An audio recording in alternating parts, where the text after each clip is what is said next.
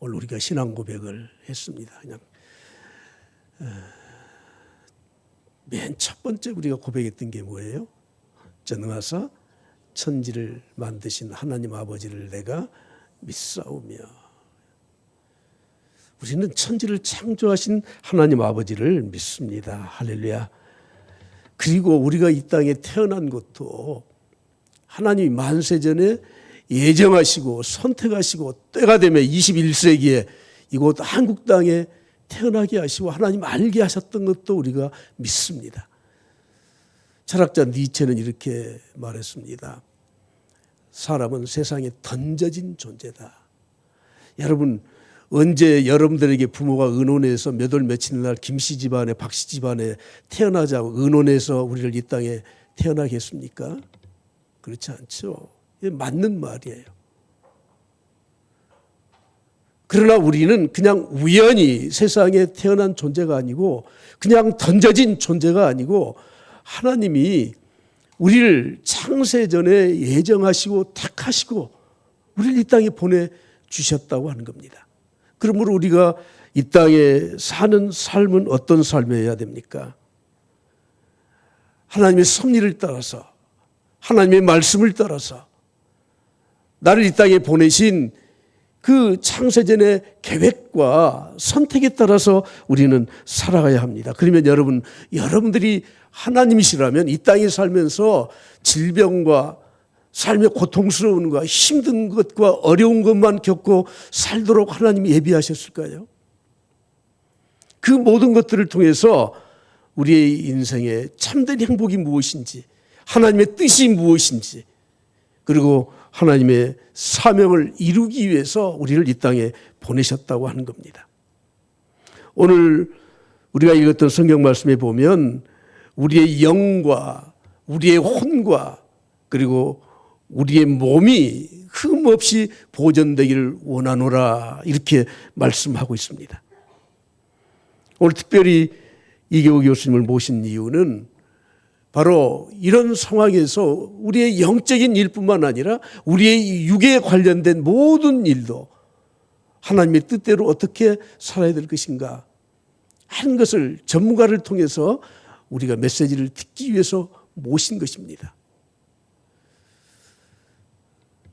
금년 상반기에 우리 성도들을 위해서 기도하다가 장기간 투병하신 분들도 많고 난치병에 걸리신 분도 많고 암에 걸려서 참 고통받으신 분들이 있어서 제가 우리 교수님 책을 한 20여 권 사서 그분들에게 사인을 해서 드렸습니다. 아무튼 먼저 좀 읽어보시라고. 여러분, 목회는 전인 치유의 과정입니다.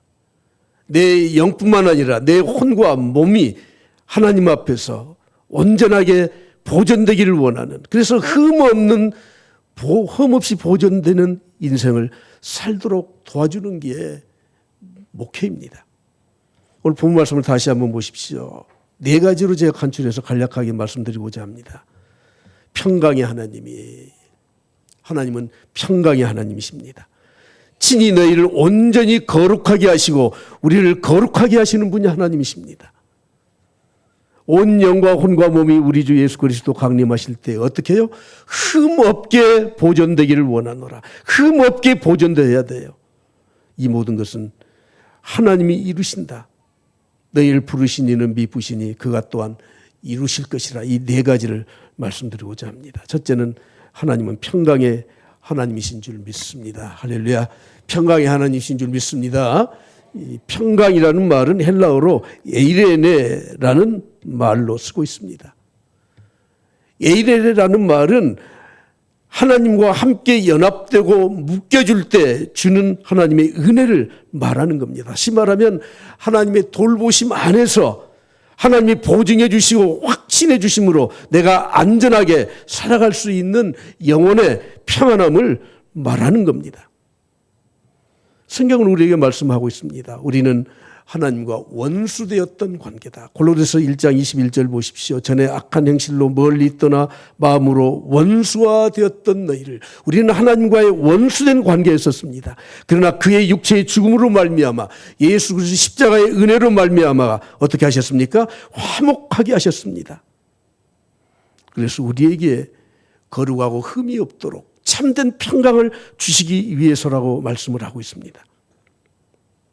그러므로 우리가 이 땅에 살면서 육신의 질병을 가졌든지 곤고한 삶을 살든지 하나님 바라보면서 하나님의 은혜가 내 안에 있어서 우리들이 마음의 평강을 누리게 되는 것이 바로 구원의 보증이라고 하는 것입니다. 내가 매일 살아가는 모든 삶은 하나님 주신 평강 가운데 영적 체험을 하게 되어 있습니다.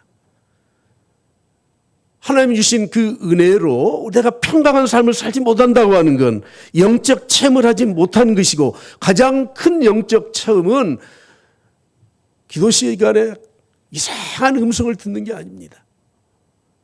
예수 그리스도의 십자가의 은혜를 바라보면서 하나님 주신 은혜가 내 안에 있기 때문에 마음의 평안을 누리는 것이 가장 큰 영적 체험이라고 하는 겁니다. 그래서 주님은 우리에게 말씀하셨습니다. 평안을 너희에게 끼치노니. 주님은 우리에게 평안을 끼쳐요. 평안을 주셔요. 나의 평안을 너희에게 주노라. 내가 너희에게 주는 것을 세상이 주는 것과 같지 아니하다. 그러므로 너희는 마음에 근심하지도 말고 두려워하지도 말라고 말씀하고 있습니다. 사랑하는 성도 여러분, 여러분들이 아직도 하나님 주신 평강을 체험하지 못한 것은 하나님의 은혜가 충만하지 않기 때문에 그런 것입니다. 신앙생활의 시작은 하나님이 주신 은혜를 경험함으로 그 다음에 오는 평강으로 나아가는 겁니다. 평강을 알지 못하고 그것을 경험하지 못하고 그것을 누리지 못하고 살아가는 것은 온전한 신앙생활을 하지 못하고 있는 겁니다.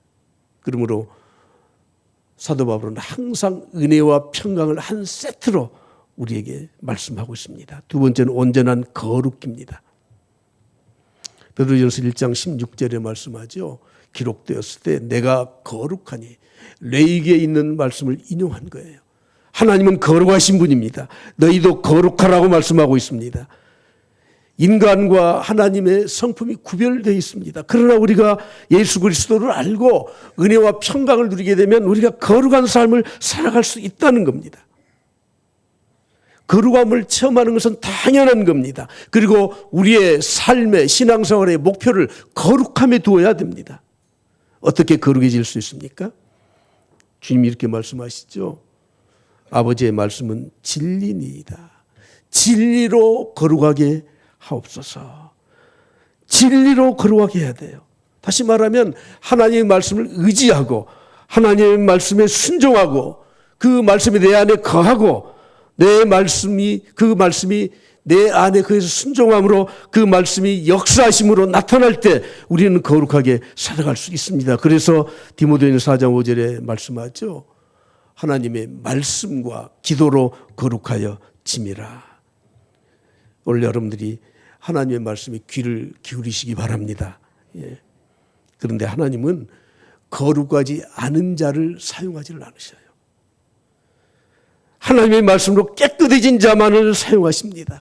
그 그릇이 금그릇이든지 은그릇이든지 질그릇이든지 보잘것없는 그릇이든지 어떤 그릇이든지 내가 많이 배웠든지 못 배웠든지 가진 것이 있든지 없든지 내 삶의 처지가 어떻든지 하나님의 말씀으로 거룩해진 자를 하나님은 사용하신다고 하는 겁니다. 디모데후서 2장 21절에 말씀하죠. 누구든지 이런 것에서 자기를 깨끗하게 하면 귀 쓰는 그릇이 됩니다. 하나님 앞에 귀 쓰는 그릇이 돼요. 사람들에게는 볼품없는 그릇으로 보이지만 우리는 하나님 앞에 귀 쓰는 그릇이 되어서 거룩하고 주인의 쓰심에 합당하여서 모든 선한 일을 준비함이 되리라고 말씀을 하고 있습니다.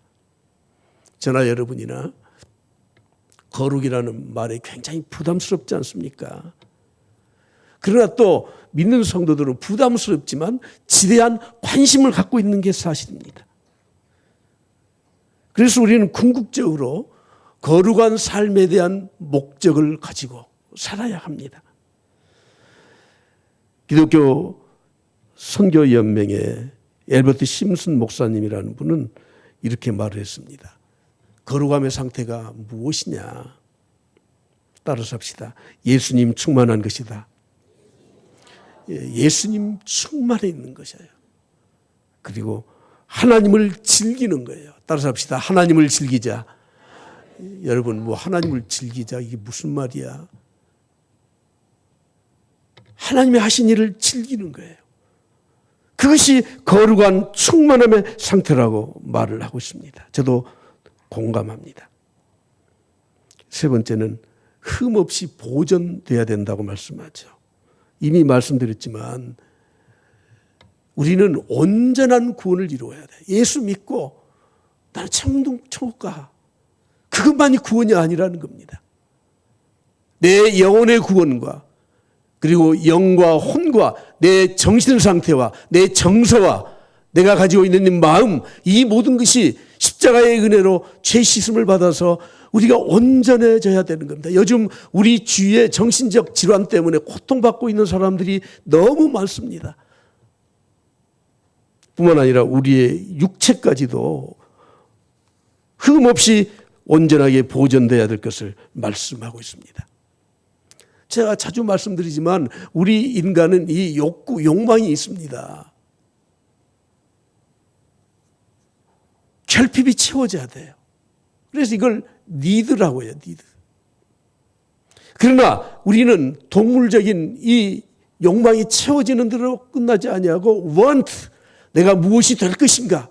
내가 어떻게 살아가야 될 것인가? 그래서 우리는 비전과 꿈을 갖게 되는 겁니다. 그리고 마지막은 하나님을 향한 영적인 열망이 있어야 됩니다. 이것을 사회 심리학자들은 초월의 욕망이라고 합니다. 적어도 우리는 신앙생활하면서 영과 혼과 몸이 온전하게 되는, 우리의 육체까지 포함되는, 우리의 정신과 정서뿐만 아니라 우리의 육체까지도 온전해지는 하나님의 온전하심에 나아갈 수 있기를 간절히 축복합니다. 그럼에도 불구하고 우리는 교회 생활은 열심입니다. 예배는 열심히 드리는 것 같습니다. 그러나 가정과 사회에서 삶은 엉망입니다. 영적 양식은 올바르게 섭취하는 것 같은데 우리가 세상에서 살아가는 육적 양식은 아무렇게나 먹고 삽니다. 우리 영과 혼과 육이 온전해질 수 없는 겁니다. 그렇게 되면. 여러분, 우리 육체는 더럽거나 미천하거나 악한 것이 아닙니다. 이제는 하나님 앞에 온전하게 거룩하게 바쳐드려야 될 존재라고 하는 겁니다. 과거 유교의 전통을 가지고 있는 우리들이 어버이날이 되면 그런 말 많이 했잖아요. 신체 발부는 수지 부모다. 내 육체는 부모에게 물려받은 것이다. 그래서 몸 함부로 쓰지 마라. 그러나 여러분, 하나님을 몰랐을 때는 그렇게 말을 할 수 있었지만 저는 이 말을 이렇게 바꾸고 싶어요. 신체 발부는, 우리의 육체는, 우리의 영은, 우리의 몸은, 우리의 영과 혼과 몸은 수지 주님이라, 주님으로부터 받은 것이에요.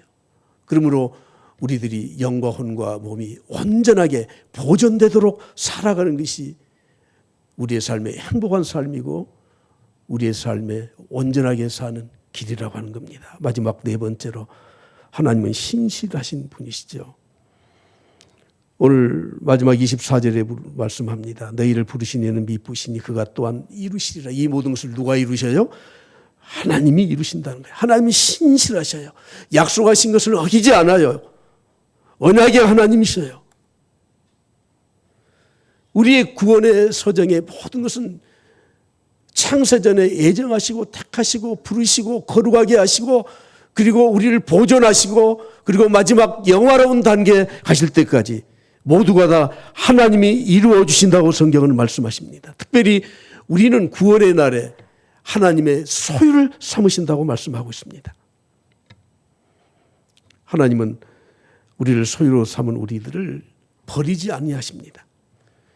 영광스러운 날에 주님이 다시 이 땅에 오실 날에 우리가 하나님 앞에 설 때 우리를 온전히 영화롭게 하나님 앞에 설 수 있도록 하신다고 약속하셨습니다. 이 모든 것을 하나님이 이루실 줄 믿습니다. 로마서 8장 17절 한번 다 같이 크게 봉독하고 말씀을 마치고자 합니다. 다 같이 봉독합니다. 자녀이면 또한 상속자 곧 하나님의 상속자요 그리스도와 함께한 상속자니 우리가 그와 함께 영광을 받기 위하여 고난도 함께 받아야 할 것이니라. 아멘. 여러분들이 하나님의 자녀인 줄 믿습니다. 확신합니다. 그러면은 그냥 자녀가 아니고 상속자예요, 상속자. 어떤 상속자입니까? 그리스도와 함께 하늘의 영광을 누릴 하나님의 상속자라고 말씀하고 있습니다. 하나님이 이 모든 것을 이루실 것입니다. 거룩한 삶이란 영과 혼과 몸이 온전하게 보존되는 삶을 말하고 있습니다. 우리는 우리 주님의 신부로 살아가는데 주님이 다시 오실 때 우리는 그 신랑이신 예수 그리스도와 혼인잔치에 들어가는 것으로 비유로 말하고 있지 않습니까? 우리가 하나님 앞에 설 때 깨끗하고 정결하고 온전한 몸으로 우리 주님의 신부로서 맞이할 수 있길 그리스도의 이름으로 간절히 축복합니다.